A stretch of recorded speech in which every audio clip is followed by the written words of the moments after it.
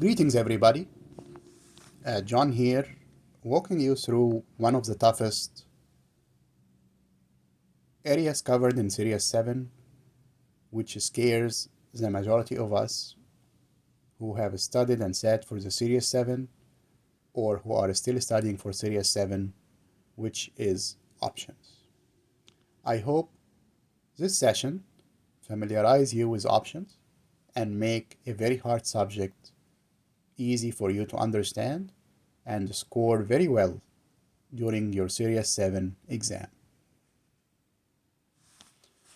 When we talk about options, remember that options are contracts.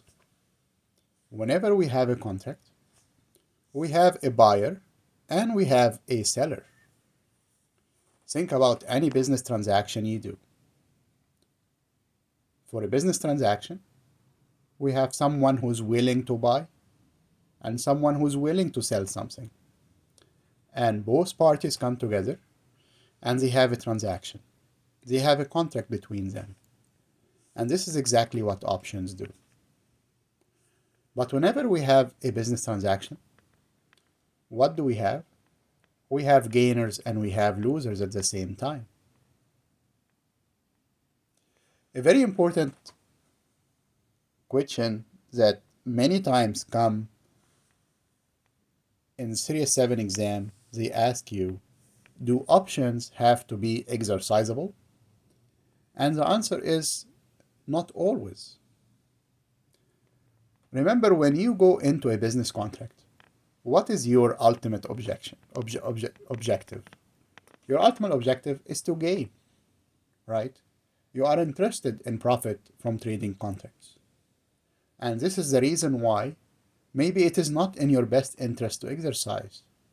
So if you have that right, maybe you will not exercise your option right. Unless you have an obligation, as we will see later. Then in this case, you are obligated to buy or to sell at specific price. And there might be some loss consequences.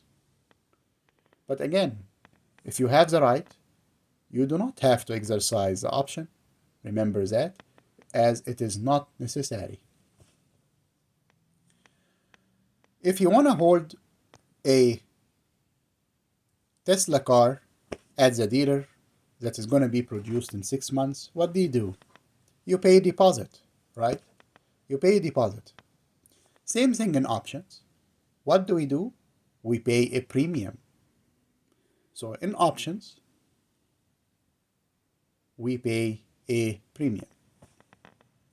In all your finance studies, you have studied that there is a time value of money. And that's true. The dollar you pay today is not the same value like the dollar you will pay tomorrow. Why? Because of course there are inflation factors. So that premium you pay has two factors factored in it: the intrinsic value and the time value of money. Time value is very important in finance, and this is the reason, as we are moving closer to the expiration date, the time value of money keeps diminishing. And that makes sense, right? Why? Because if you are buying something 6 months in advance, there are too many uncertainties that you don't know. So time value has a bigger value than if you buy something, let's say, 2 days before it comes available in the market. Why? Because there is less and less uncertainty. So remember, premium has an intrinsic value and has a time value. And as we move closer to the closing or to the expiration of the contract or the option contract, the premium is made up entirely of intrinsic value, and the time value of money diminishes in this case. In the exam, you might see the word buy and sell. Remember, this is exactly what options are. They are buyers and sellers. So the two transactions are buy and sell. But also, they can notate buy as long and hold. So if you see in the exam you hold stock so and so or shares so and so at X price, okay, then you know the mean hold is the same as long, is the same as buy. Similarly, if you read the word sell, it is the same as short and it is the same as write. So if they tell you write so and so, you know it means sold. If you short so and so, you know it means sold. If you hold so and so, you know it means bought. If you long so and so, you know it means bought. And those are very important terms because sometimes the exam might not tell you buy and sell. They might use these terms like long, hold, or short, right? So you need to understand what do they mean. And this is very important. A very quick point here. When you buy something, you pay a premium, right? If you go to the dealer to reserve a Tesla car, you pay a deposit. So remember that. What do? You pay a deposit. You pay a premium, right? If you sell something, you are receiving a premium. When you give Elon Musk your money to buy one of his Teslas, what do? He has an obligation, right?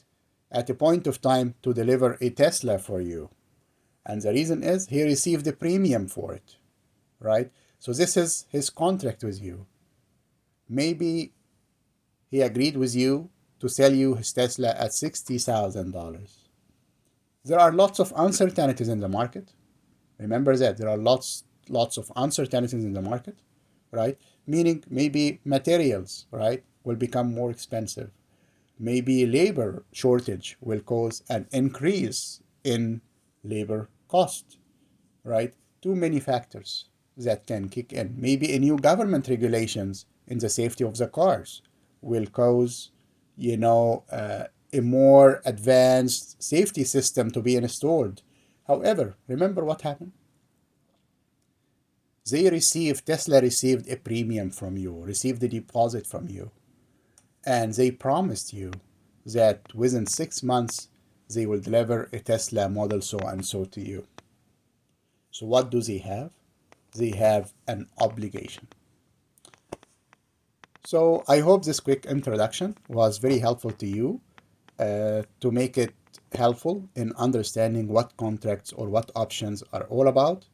And I am very happy to assist you with your Series 7 options, municipalities, and suitability for your Series 7.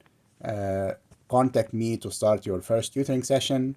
I'll be more than happy to guide you and explain the concepts in more details as we go through the material. Thank you and good luck with your options and your Series 7 studies, and best of luck with your new career choice. Thank you.